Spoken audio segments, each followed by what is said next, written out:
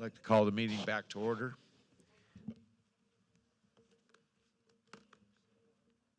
Will the city attorney please report on actions taken in closed session?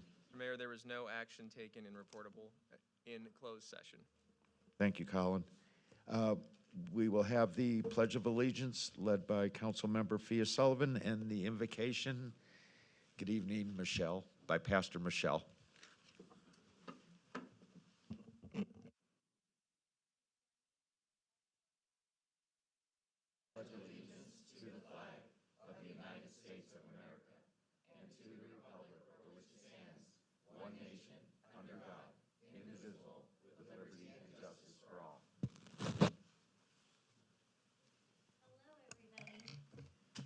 Hi. December. Wow. Merry Christmas. Let's pray.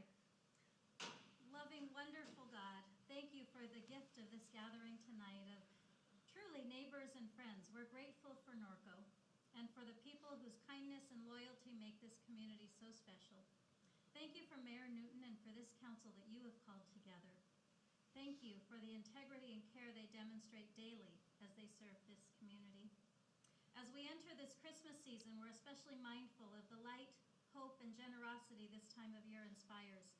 May that same spirit guide hearts tonight, reminding everyone to see the best in one another, to offer grace freely, and to work together for the good of every person who calls this place home. As this council meets, we ask that you gently guide their minds and decisions, give them wisdom wrapped in compassion, courage shaped by humility, and a spirit that leans toward understanding, even if conversations are difficult.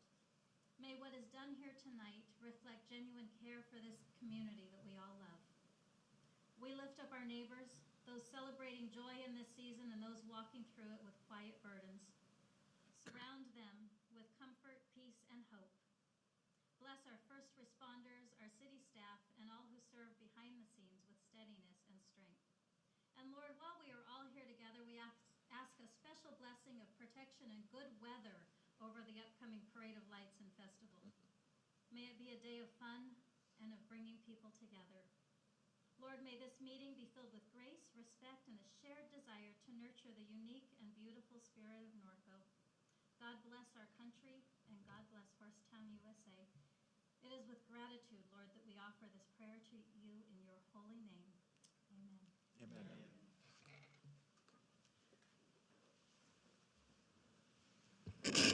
Thank you, Michelle. We get to see you Sunday? Yes. All right. Thank you.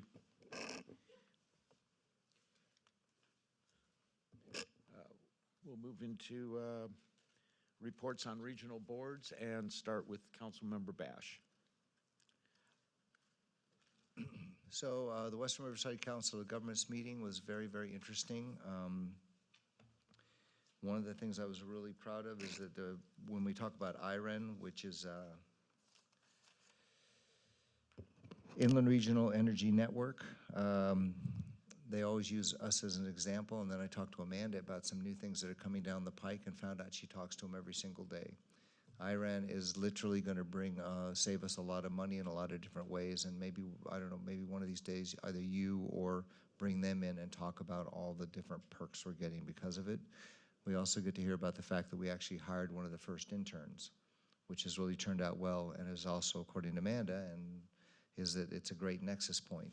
So it turned out very well. The Riverside Conservation Authority meeting went, it was pretty interesting. It was a little shocking. I was elected to be the chair for the third term. Karen Spiegel stepped aside. She'll remain the pro tem. We're going into a very, very difficult year in terms of some challenges from developers, or rather from people selling property, and they've figured out a way to work the system in such a way that if we don't solve this problem, it could bankrupt the RCA. So we're kind of going into that, and it's a lot of fun. And then we begin the Rural Cities Committee meeting for the state. And one of the things that I'd like to do is, I'm chairing that too. One of the things I would like to do is talk to Colin about how I can get information input about the challenges that we face as Norco, and then I will bring those into, I don't know if I can just send something to each council member. You know, one of the things that they're all struggling with is one-size-fits-all Sacramento rulings, which means they lose their identities, which is a really big deal with rural communities. We don't have a lot of the same problems. Some of them don't have hospitals. Some of them have water infrastructure issues. A lot of things, they have bad schools or schools that are distance away. But we have our own unique set of problems that are still common with some of the other ones. And the big one is, how do we maintain our identity? And so I don't know how I'll do it. I'll talk to you maybe tomorrow, how I can get some council input on that. My first meeting will be next week. And that's all I have. Thank you. Thank you, Kevin. November 20th, I had my RTA board meeting. The 24th, I had the RCTC programs and projects meeting, and both were business as usual. Thank you.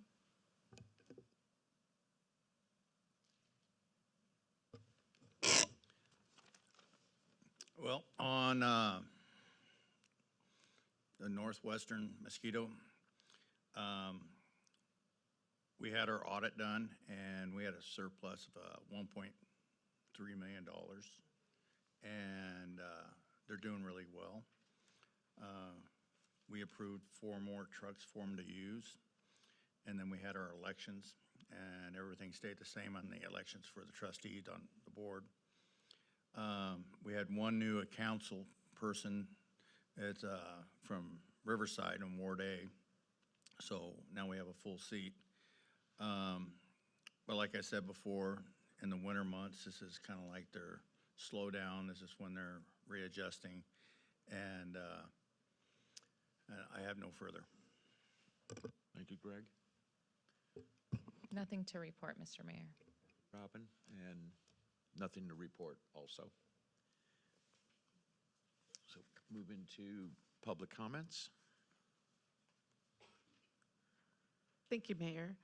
This is the time when persons wishing to address the presiding governmental body regarding the consent calendar, legislative matters, or items within the subject matter jurisdiction of the legislative body. Please submit a speaker card to the meeting clerk.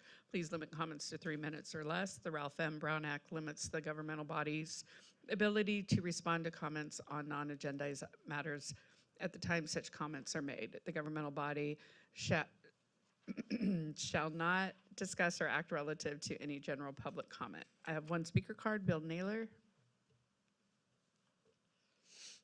Good evening, Bill. Evening, Council. Give you a little bit of history here just for a second. All of you guys remember Frank Hall, and he and I were on the state board here for the California State Horsemen's Association a number of years ago. Actually, I remember being asked to come and speak before the council back about 30 years ago regarding some horse issues. But at that time, I was president of the region which is makes up LA County. As of a couple of weeks ago, I got elevated to the president of the region for Riverside County for the State Horsemen's Association. At least it's a temporary position because our president was elected as a state president. So I'm kind of filling in until they have elections in January. But at the conference that I was at, I got some new, really great information. You know, back when I was involved 20, 30 years ago, the state generated approximately, or at least the horse industry generated a little over $1 billion a year in revenue for different businesses throughout the state. Now, I would like to take a quick second and see, does anybody have an idea what it is now? 8 billion.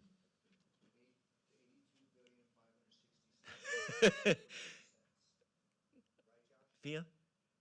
No idea? Greg? 8 8 billion. Greg? Greg's close. It's actually $11.6 billion a year just for the state of California. And I was amazed at how much money comes in. And you got to think about, this is for our community here. Look at all the feed stores we have, all the veterinarians. There's just tons of money that come in on horses. And people everybody keeps wanting to put in development. I know we don't here, but the developers want to come in and put houses and get rid of the horses and stuff. But that's a big industry that we're cutting short on. I just thought I'd give that guys a little bit of information. Thank you. While you're up there, and I know it's not public comments, did not California Horsemen's Association have their convention In Ontario, in Ontario a couple of weeks ago. a few weeks ago? Yeah, that's where I got elevated. Okay. And Lisa Baca, who was working with Senate Bill 322, Yeah, she's president of, Correct. she took my position in LA just There you recently. go. She just Okay. restarted that region. right, that was the nexus and the connection. Yes, Yeah, I met just her wanted- there, so. Yep. It's strange because those types of things, I met somebody at that convention that I had not seen in 60 years. They came up and said, did you, yeah, that's me. Good, I'm glad you attended that, Bill. We have no further comment, Mayor. Thank you, Dana. We'll move into the consent calendar. Do any council members wish to pull any items? Hearing none, I'll ask for a motion to Motion to approve. approve all. We have a motion and a second. Please vote.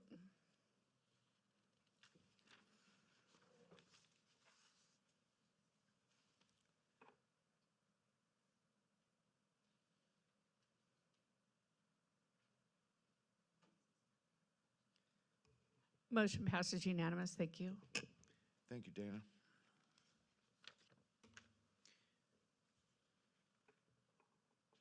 Discussion item 5A, this is a second reading, ordinance number 1137.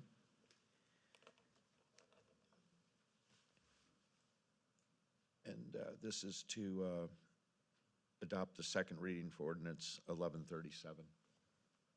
Colin, anything we need to No, Mr. Mayor. say The or do on this? title was read during the first read. Okay. Then I'll make a motion to adopt the second readings for ordinance number 1137, approving Zone Code Amendment 2025-01. Second. We have a motion and a second. Please vote.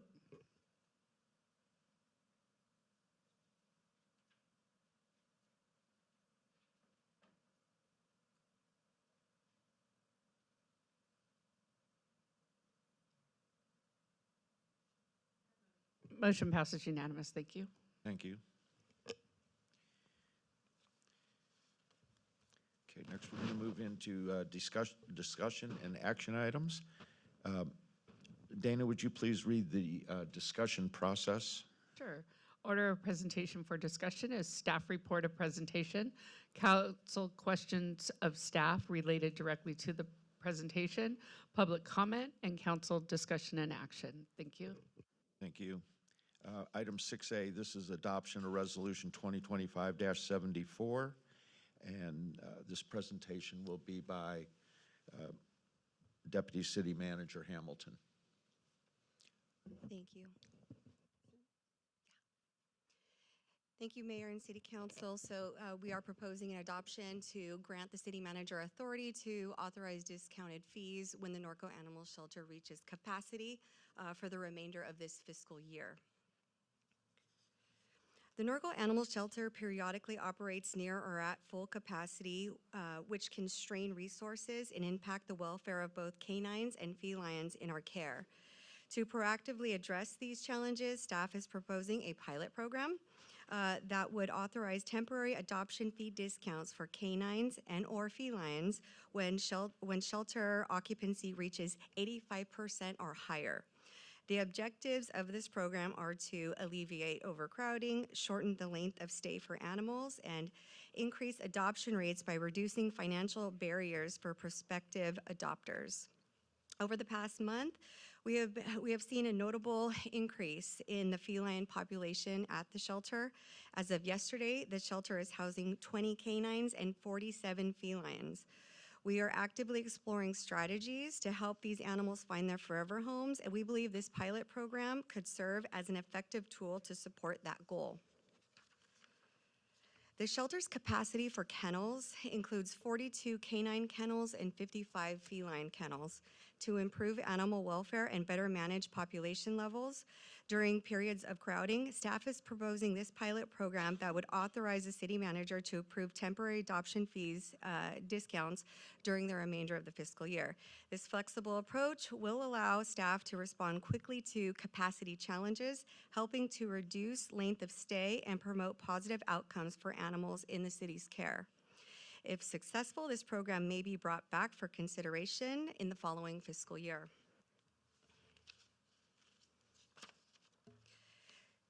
So to proactively manage shelter population levels and promote timely adoptions, the following capacity-based discount framework will be implemented. Once the shelter reaches 85% occupancy for a specific animal category, it will be considered at capacity.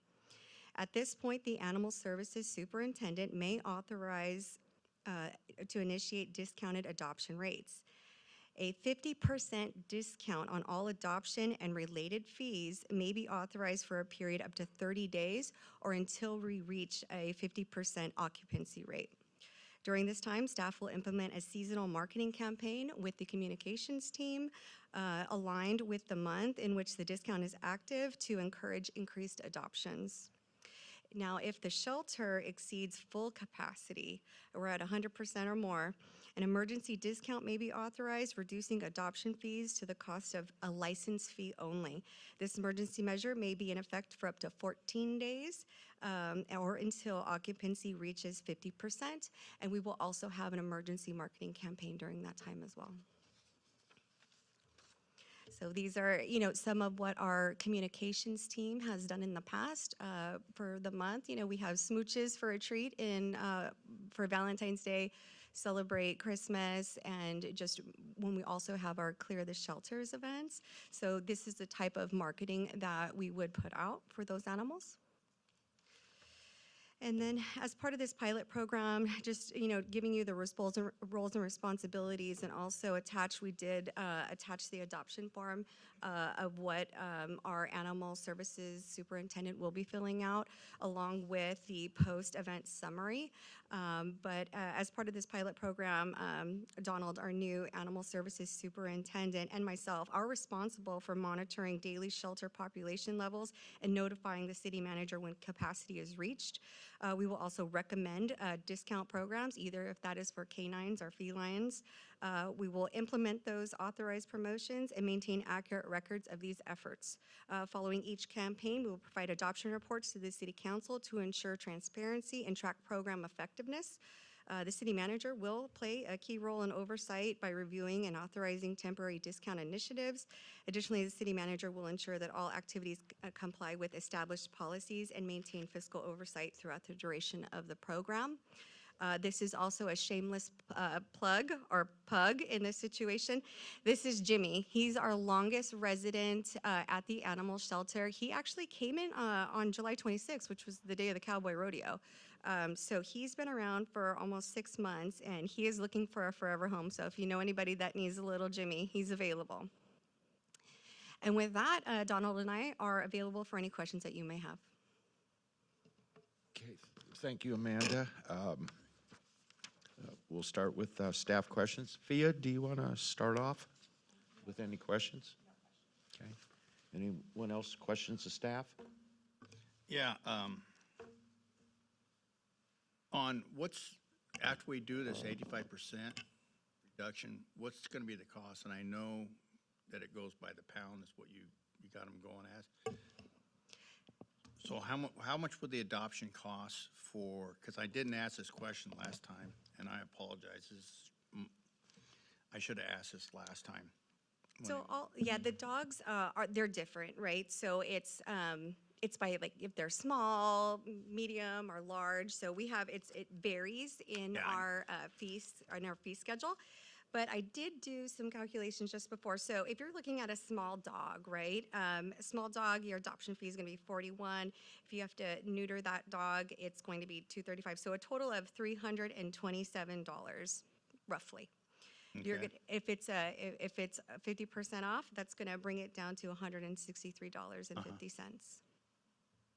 And then let's just say, I don't mean to put you on the spot, but I didn't ask it last time, and I'm going to take full responsibility for the mess you guys are in for trying to get out of this. Let's just say you got a 70-pound Australian Shepherd. I mean, just, I don't want to not holding you to it. But is that going to run like around $400 or? For a large dog. I have to do some math on this one. Sorry. This is a big fee schedule. Sorry to put you to the. Sorry, no, it's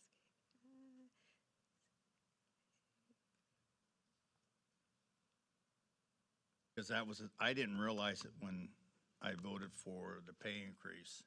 And then when you actually see it, the numbers on here, then it comes to life. Mayor, may I? Amanda? I have the, Go ahead, Lisette. so currently for a large dog is $446, so 50% of that would be $223. And then oh, go ahead. Go ahead. Well, and I just wanted to make sure that everybody understands that's for the chip, that's for the alterations, that's for everything. So if you have a dog that is already there and altered, it's not that fee. And I know people make it sound like it's an outrageous fee, but go and see what your local veterinarian is charging for a spay or neuter right now. It is hundreds of dollars. So we are not out of the ballpark. We have to recover our costs, and that's all we're doing, because you're paying a discounted rate, in my opinion, for those alterations and stuff if you're going through the shelter, because you cannot get a local vet to do them for that cost. Yeah, because with the large dog neuter, you're also looking at the adoption fees, you're looking at microchips, you're looking at the first year license. So it's not just like one fee, it's multiple fees that are included in that. But yeah, you're looking at saving, I mean, you're going to save a lot of money with this. Like I said, I apologize for putting you guys in such a, and the phone calls that I was getting about it, and I'll take full responsibility. But like the 85% and decrease, like on the small and the large, how much would that reduce it down to? Like to $200? So the discount is 50%. The 85, it talks, that's about capacity, right? So we talk about our kennel numbers. And so with our kennel numbers, we can only have so many dogs in the kennels. Let me pull this up really quick. So we have 42 kennels. At 85% of those kennels, that would be 36 dogs. So once we get to 36 dogs, the animal services superintendent might trigger this discounted rate. So when the 85% is based on the capacity of the kennels only. So the percentage of the discount is 50%, or when we get to over 100% capacity, that's when we're only charging the license fees only. All right, I got it. Okay. And like, again, sorry I put you on. No, you're fine. I have a couple of questions. One is on length of stay. And like with this pup here that's been here for 6 months, could we incorporate any of these discounts with the length of the stay for any specific animal? That's something we can look at. It's not something that we've addressed in the staff report, but it's something that we definitely can look at. I don't know if Colin, if we could read that into the record, if we could add that to this right now. I think we can, maybe 10% off the cost every month or something of that nature. Yeah, but by the longest, Because I guess that's the way to classify it, is length of stay. The ones that have been there the longest, that we discount those further? Yeah. I believe other shelters were offering them for license fee only. We Yeah. could do something like that, that kind of, it coincides with this framework. Right, right. that would be more for the specific ones that have been Yes. there the longest. And the other thing, and maybe this is part of our marketing, but that we hadn't mentioned in here, our community cat program, basically with the feral cats and all of that, which I think is a good deal. How can we promote that more? Or do we want to under community cats? So, Donald, you want to talk about? He has ideas. He has lots of ideas. Good evening. Let me get the mic on for you, Donald. All right. Thank you. One of the major issues with the community cat program is the cost of the spay and neuter. Obviously, if we offer a community cat to someone, a barnyard cat, and then we ask them to pay $300-something for a cat that they don't really own, that's a tough pill to swallow. Most shelters provide a community cat for free, and that's not an option that we have at this moment, so that's a struggle that we run into. I did reach out to rescues down in southern San Diego, Lovely Feral Felines and other rescues to see if they have opportunities. They'd be willing to take our cats, but they would also want a fee, essentially. So it becomes a cost issue. The hope is that if we can get a veterinarian that's willing to do spay and neuters for a low price, then maybe we can swallow that fee, or we can get a grant of some sort, and that way then we could have a community cat program that would be effective, I think. Okay. I mean, my personal experience with the program that we had or have is it was just handled professionally, right? Yeah. And maybe or I can bring this back to discussion, but since you're up here, with the marketing, this being Norco, Horsetown, every ranch should have a barn cat. So I don't see why we should have so many at the shelter. If we can develop that either under the community cat program we have or whatever. I agree. I think it's very Okay. beneficial. We have a cat at the shelter that is a great ratter and does an amazing job Yep. for us. So I'm sure every barn could use one. And Or I two. think if we promote it and such, I see it would be a great success. Okay. Thank you, Donald. Of course. Okay. No other questions? Dana, do we have any public comment? Yes, we have one public comment. Bill Naylor. Two for tonight. I'm definitely in favor of this proposal, but I'd also like you to really consider, I'm very familiar with the trying to recoup our costs for doing things, but there is a cost as identified by Amanda with the dog that you have already had in there for 6 months. The longer you keep those animals, the more your cost is.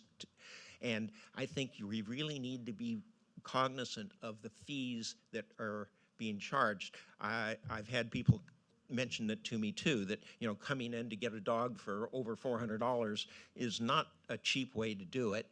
I know that it's the spaying and neutering and things like that is not cheap either. So I think we just have to be cognizant that we do have a cost. If the dog or cat or any animal is left at the shelter, we're paying for it, and I think we have a no-kill shelter, so they'll stay there for how long? Better we get the price down and let people take it. I know one person tried to come in and wanted actually 2 of them, and it was going to cost her $1,000. And she said, no, can't do that. That's just out of her price range. But just something to think about, but I'm definitely in favor of what you got here. I think maybe it could go a little bit further, though. Thank you. Thank you, Bill. We have Bonnie Slager. Hi, Bonnie. Good evening. Just a thought on the spay and neuter, since I have a niece at Cal Poly Pomona in the pre-vet program. Sometimes they are looking for animals to use in class to spay and neuter. And the only thing is the animal has to have a rabies shot and be free of fleas. And we also have a veterinary school over in that same area there, and I'm wondering if one of these facilities might be an option to get some of these dogs and cats. They won't do horses and all, but it might be an option for some of these small animals to get a connection with one of the schools that needs animals for the students. Thank you. We have no further speaker cards, Mayor. Okay, thank you, Dana. Bring this back to council discussion and action. Fia? I really like the idea of all this. It makes me so sad that little Jimmy has been there for 6 months and there's over 40 cats. It's very sad to see the pictures of them. But I am very much in favor of reducing the fees there, even with this program in particular. And I'm hoping that we can come up with other ways to reduce the fees permanently and going forward. So, but overall, I like it. Thank you. Kevin? Greg? Robin? Okay. Amanda, Donald, good presentation. Like I said, we can do something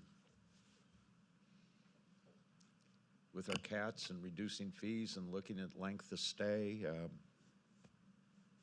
I think you guys are getting it turned around. We're trying. So yeah, we'll come back with, we'll look at the community cat program to see what we can do. And also, I just wanted clarification. So animals that have been in for 6 months, license fee only? Is that the other discount that we wanted to add into the resolution? Well, it's just all that. I'm okay. Well, is there like a typical length of stay for dogs? I mean, why is Jimmy there for 6 months? He looks super cute. Oh. Well, I like those kinds of dogs, so. You want to answer that? Yeah. I'll let Donald answer that. Bit your ankle. Jimmy, I would say, is a unique dog in the fact that he is a pug mix. And so he's like so ugly, he's pretty. Aw. So I think some people find that attractive, but some people don't. He's also a black dog. Black dogs are technically harder to adopt out. And I think, I can't remember his exact age, but he's not a young dog. So people have concerns with that sometimes too. I think he's like 3 or 4. Yeah, he's 3. Okay. He's 3. So people either generally want a puppy or they want something with a lot of energy. So he just kind of falls into that weird hole. But he's a very sweet dog. I would think most people would like him, yeah. And he has really cute teeth, yeah. Yeah, I was just kind of curious if, I mean, 6 months seems like a long time before they go on a big price break. I mean, so let's just say we have an older dog, maybe not super adoptable. I mean, 6 months is what, 3.5 years of their life, if we think about it that way. Can we do a shorter time before they go on? Yeah, I think that would be at the discretion of staff also. Can I ask? Yeah. Interrupt your thought there for a second? Oh, no, Was my thought is good. Also on, they're all individuals, how they react to length of stay, Yes. right? That some maybe can't handle being there 2 weeks, and some are going, this is a great deal. Yeah, I'm he handles staying. it very well. Like historically, like bull terriers, for example, do horrible in kennels. Or high energy dogs like Belgians, they do horrible in kennels as well. So Jimmy handles it very well, but obviously most dogs in this situation would be pretty, they'd be struggling pretty severely. So I guess your point is like if there's one that's like struggling, that if you felt that it was needed to move them on, you felt like just reduce it to license fee, I don't have a problem with that. I think that's the consensus. And I think you bring up a really good point about the high drive dogs. They cannot handle being in that environment at all. So I think that's a really good point. Yeah, that would be beneficial. I mean, the staff can alert me when a dog is struggling or a cat, and then I can reach out, of course, and get approval for reduced fees.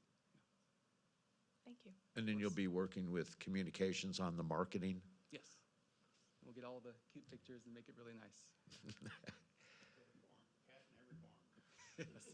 We can make that so, yeah. Stole that from you.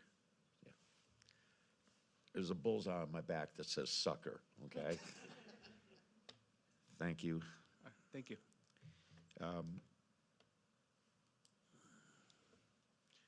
Go ahead and, you want to make a motion to the recommendation? Fia? Sure. I'd like to make an motion to adopt Resolution 2025-74, granting the city manager authority to authorize discounted fees. Is there any additional language you'd like to add into the, for additional consideration to give parameters to staff? Yes, what you said. Yes, with the parameters to make certain adjustments contingent on certain situations of the pet. Length of stay of the animal at the shelter. That's what I have. The link say discounted, included as staff feels appropriate. Have a motion and a second.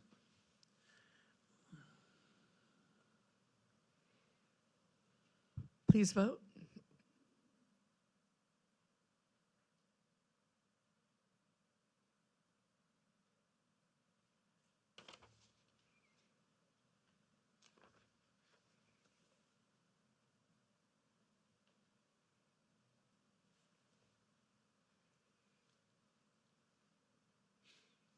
And motion carries. Thank you.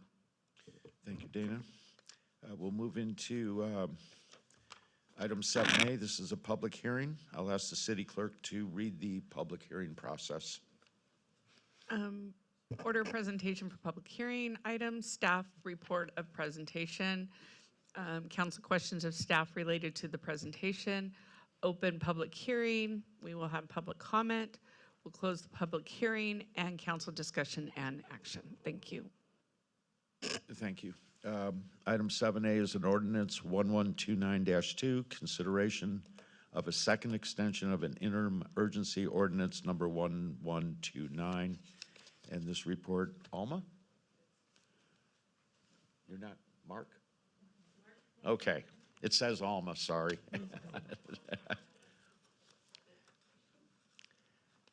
Good Mayor, evening. council members, thank you. I will be doing a brief PowerPoint to address this issue with you. This is the second opportunity to extend the interim urgency ordinance, which establishes a moratorium on hotels with kitchens in guest rooms. It amends a Norco Municipal Code regarding the definition of hotel and prohibits kitchens in guest rooms during the period of this moratorium. It was adopted last January and for 45 days, and then prior to that, it was extended to allow for till January 3rd of this year. Prior to the moratorium, hotels were allowed with no more than 10% of the guest rooms containing kitchens. That's our existing municipal code. This moratorium was to allow the study of secondary impacts associated with kitchens and guest rooms. And it's not limited to residential density, long-term rentals, and long-term tenancy to determine if a permanent ban is necessary and warranted. As I mentioned, it was initially adopted for 45 days, then extended for 10 months and 15 days as permitted by state law, and it's due to expire in January, early January. It was extended because the secondary impacts caused by long-term tenancy in hotels continue to be a matter of citywide concern, and the extension would allow for the study of secondary impacts associated with having these kitchens in hotels. The City Council also wanted to understand any potential impacts associated with prohibiting kitchens in hotels, and so staff was directed to research whether there's any noticeable difference in hotel stays for those that have kitchens compared to those who don't, who typically looks for or books hotels with kitchens, such as travel teams, and how eliminating kitchens altogether might impact their decisions. And a question whether prohibiting kitchens in hotels would affect the number of people seeking lodging in Norco after large weekend events, such as at Silver Lakes. And could the restriction on hotels also influence the likelihood that large events like tournaments would limit their choosing to come to this town?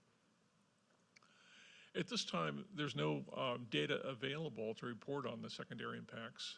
However, as far as potential impacts associated with prohibiting kitchens, preliminary high-level research, broad research, indicates that the industry patterns point to strong demand for full kitchens in this city. From traveling sports teams, relocating families, long-term business employees, visitors attending multi-day events, which we do have, international travelers, and people like me, budget-conscious vacationers. The moratorium is due to expire, as I mentioned, January 3rd, and can be extended for one additional year. And if you choose to adopt it, the ordinance is included in your packet.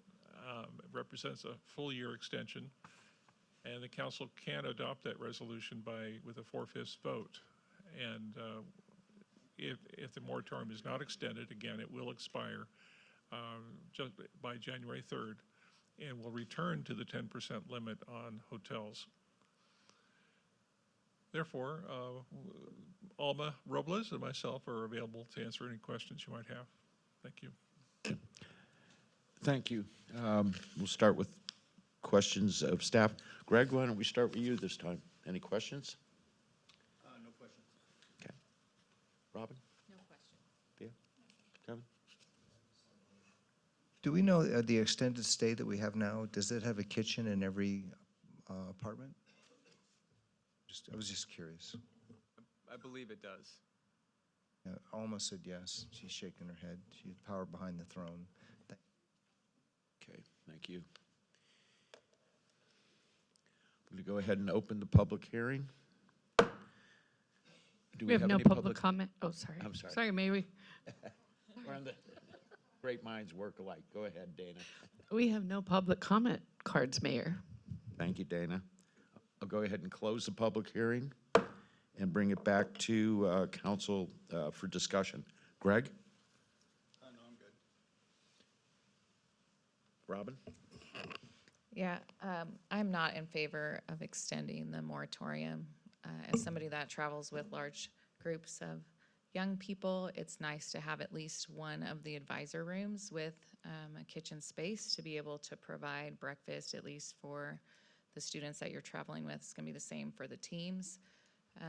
Again, even if you can reduce and have one meal with your group at the hotel before you go out for whatever the event is of the day, you're cutting hundreds of dollars off of the expenses for the trip. And I don't know, we would go to we'll go to the local grocery store, we'll buy cereal, we'll buy milk, we'll buy all the snacks and stuff for the students and have them there. So we don't buy them where we're at, and travel with all of that stuff. You're gonna make those purchases when you get to the community wherever you're staying. And I know some of those are not taxable items, but just for convenience and thinking about who's using our hotels, I just think we should be cognizant of that. And then the other part would be, if we have families that are displaced by a fire, which we've had, unfortunately, one or two of those every year. So it seems like lately to have that available for folks as well. So I'm not in favor of extending the moratorium. Pia? Kevin? Yeah, I'm of a like mind with Robin. We got burnt on one that we do need to address, but for years I coached, and you keep your team together when everything's in there. You can sit them in front of a television, and since it's 10%, but I think that just because we're kind of having a difficult experience in one area, we still need to be aware of the fact that Silver Lakes is on task to attract, what did he tell me just the other day? Something like 10 million people already. And I know that, I don't know how they're doing. I think their margin's difficult, but I think that a lot of those teams are staying at the extended stay in Eastvale. So I think if a good deal comes along, I personally think that 10% might help us in terms of attracting some of those dollars. So I'm of a like mind with Robin, which I suspect kills the would kill it because you have to have 4/5, right? Okay. That's all I have. Thank you, Mr. Mayor. Okay, so I have a question. How many hotel proposals, this last hotel that we approved was not under the moratorium? Where are we with inquiries or applications for new hotels? I'll defer that to Alma. Alma? Having the history here. Yes, right now we only have, well, we had one that was approved, it was exempt from moratorium. Because, Correct. we do have one in the review process, and that one would be affected by the, well, it submitted it, so it is, it's not allowed to have any kitchens in the hotel at this time. However, if it expires, possibly the 10% would probably kick in. Okay. And is that one approved as or being proposed as an extended stay, or anything you can say at this time? No. No, okay. All right. Thank you, Alma. You're welcome. So,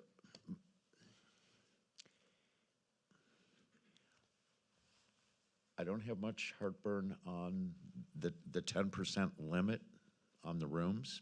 I understand that with my colleagues that there's advantages to it. The concern I have till keeping the moratorium in place is because of the one bad actor that we have. Until we can come up with some type of condition of approval that lets us have a hammer in dealing with more of the abusive nature of the extended stays. I know that the current one that we have, there's people living there at least for 6 months or longer. And I don't think that was the intent of, kitchens and, having a limit on that. So I guess I'm looking at it, Colin, on this is, how do we create a bigger hammer?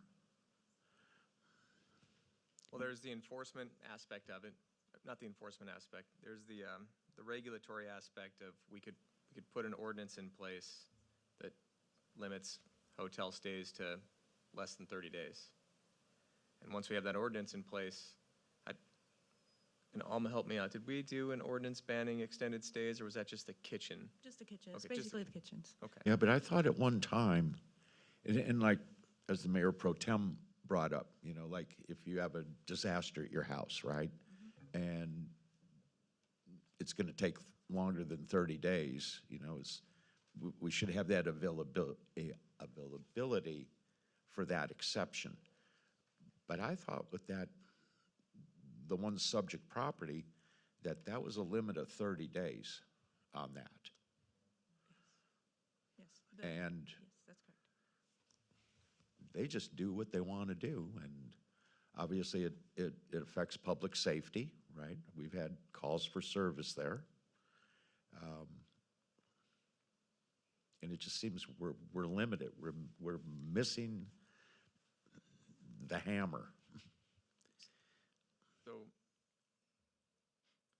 If I may, Mayor, if I may, so, and I know this is speaking from a planning perspective, hotels require approval of conditional use permit. Right. Yes, and that's where, I'm sorry.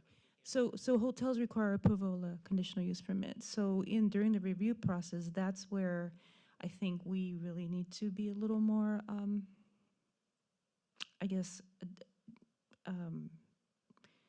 descriptive on what should be allowed, like in the rooms, for example, limit it to 10%, and that's where make sure we review the floor plan, so that's what they're adhere to when they submit for building permit plans. So again, it's a CUP, discretionary approval, it can be conditioned accordingly, and that might be, one of the avenues that we, enforce a little harder. Okay. Just a suggestion.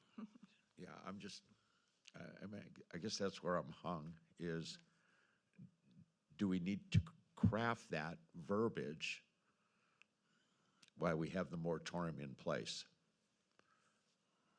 I have a question for you then. I have two questions. The first one would be, we've had this for 10 and a half months plus. So if that was the intent to write an ordinance to be more restrictive, that should have been done already during the first and not having to extend it. And I guess my second question, so that was question one, why wasn't that just directed to write an ordinance and get that done? Question to me? Right, just in general, Okay. under discussion. And then the second question would be, what hammer does extending the moratorium give us?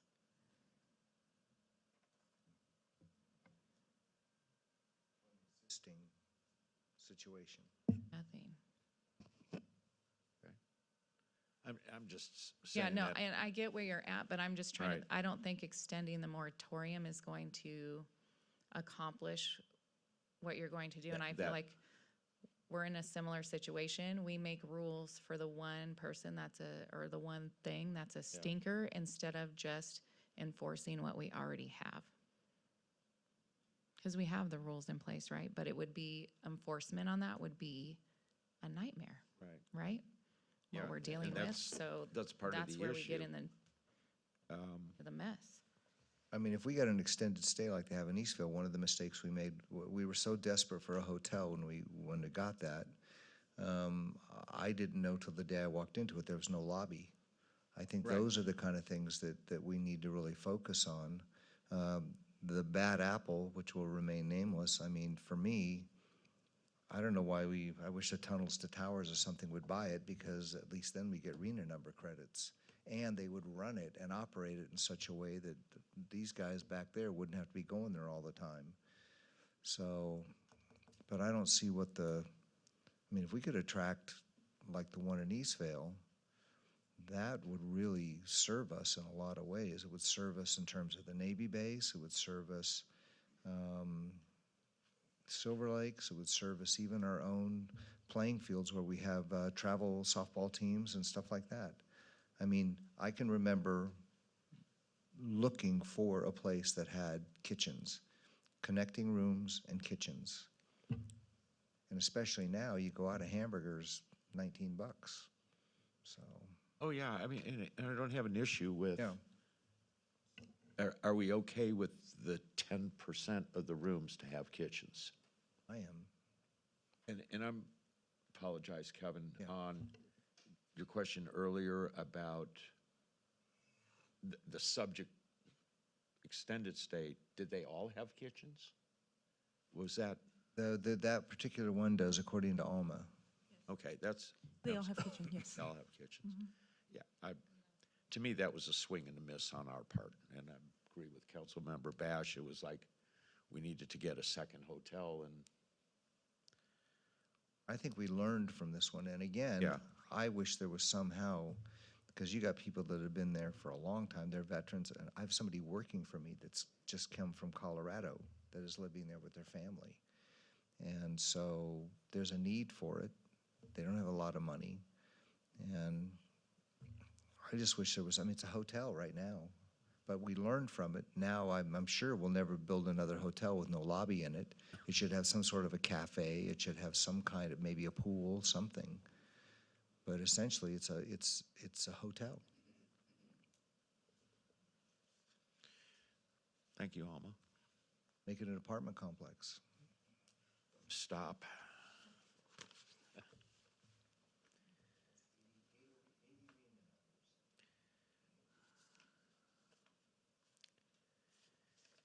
Okay, any other further discussion? Did that answer your questions or no? Well, no, we're gonna have to have further discussion on enforcement and moving forward, and I think like Alma suggested, just making sure when CUPs come forward that we're very descriptive on what we want and show a little more discernment than we did on previous projects. And it's like Kevin said, you learn we all learn while we're up here and try to do the best for our community and our residents. And as far as the 10% goes, like if I'm with I've taken groups of up to 32 students before. I only get one room with a kitchen because I can bring them all in at one time or bring them in at shifts. So I'm not going to take all kitchen rooms. I'm just going to get the one. So, you know, if we have a hotel with 100 rooms, that means 10 different teams potentially can stay there and use that hotel. So I don't have a problem with the 10%. No, and I don't either. It's just wanting to have the discussion so we don't make that previous mistake ever again. I'll go ahead and open this up for a recommendation. Greg, this was yours to start. You want to finish it?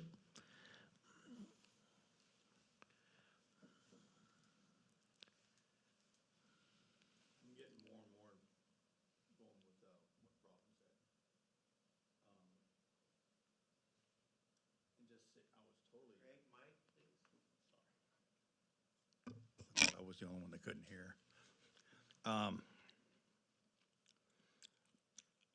My recommendation would be have a workshop on this. For all of us to get together, two and one with staff, and work out the bugs on it, or just I just need a better understanding of where we're gonna go with it, honestly. Because right now I don't wanna see kitchens, because that means we're gonna have, somewhere down the line, it could be apartments. But then again, I look at it where when I go on vacation, I look for someplace, going with Kevin, what Robin said, I agree with him. I'm on the fence either way. So I need to educate myself more about it before I can make a educated guess on it.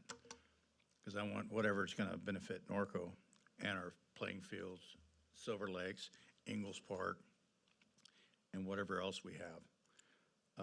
But right now I'm on the fence. I'm not sure which way I'm gonna go. Okay, any other further discussion? Then I'll make the recommendation to adopt ordinance 1129-2. Read the title. No. Oh, I'm sorry. Mayor, I believe the council just needs to take no action if you wish to allow it to expire. Oh, okay, let's back up. Erase I this have a- part.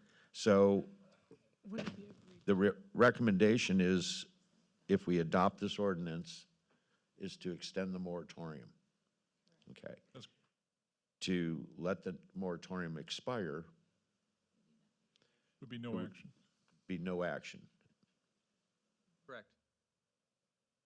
Okay. Then I'll open the floor for a recommendation.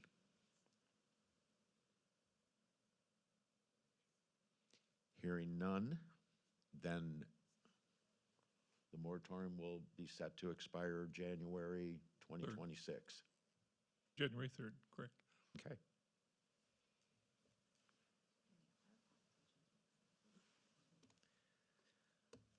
That's that, right? Okay, moving into city council and staff communications. We'll start with staff. Dana? Nothing? Sam? Amanda? We got a whole lot going on. So this weekend at the hall, we will have the gingerbread build. We have 2 sessions. Registration is due tomorrow for that event. And then next week, we have the Christmas festival. We have breakfast with Santa starting off at 7:30. We have activities and entertainment throughout the day. And then we will conclude with the Horsetown Parade of Lights starting at 5 p.m. There is a hard closure on 6th Street at 2 p.m. Thank you. Thank you. Lieutenant? All good? Chief? Thank you. Colin? Nothing here, thank you. Lisette? Joshua? Mark? Good. Greg? I'm good. Merry Christmas, everybody. Robin? Pia? Kevin? Just a reminder, December 7th, please, and I want people to come. We're putting on quite a production. We have Kyle Caldwell, who is the commanding officer of Seal Beach, but is also, people don't know this, he's actually the commanding officer of our base also. The tenant command is separate. He's the one that oversees the entire base. And hope to see you all. And by the way, you said houses to horses, which was the rallying cry in 1964 when we became a city. Houses versus horses. And that was the fight. So that's all I have, Mr. Mayor. Thank you, Kevin. Well, we did good. Y'all have a good night. See you Sunday. We're adjourned.